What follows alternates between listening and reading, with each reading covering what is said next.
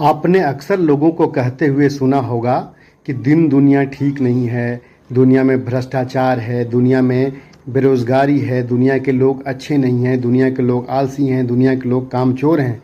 पर कभी आपने सोचा है कि इतना कुछ होते हुए भी दुनिया इतनी सादगी से, दुनिया इतने दिनों से कैसे चली आ रही है? दुनिया पहले भी चल रही थी, आज भी चल रही है और चलती भी रहेगी। पर इतना कुछ बुरा होने के बावजूद इतना अच्छा कैसे हो रहा है? इतने अच्छे से दुनिया कैसे चल रही है? इसका जवाब इटालियन इकोनॉमिस्ट विल्फ्रेड परेटो ने बहुत पहले दे दिया था और उनके प्रिंसिपल को परेटो प्रिंसिपल कहते हैं और 80 और 20 का सिद्धांत भी कहते हैं। इसमें ये कहा गया है कि 20% कारणों की वजह से 80% परिणाम जनरेट होते हैं। यूँ कहें कि 20% इनपुट से 80% आउटपुट मिलता है। अब इसको व्यक्तिगत या व्यावसायिक जीवन में आप ऐसे समझ सकते हैं कि मोबाइल के केवल आप 20% फीचर्स जानते हैं और आपका 80% काम हो जाता है। यानी कि मोबाइल के 80% फीचर्स आप नहीं जानते।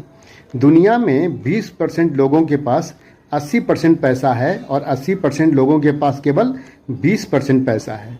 दुनिया में 20% ज़मीन 80% लोगों के पास है और 80% ज़मीन केवल 20% लोगों के पास है।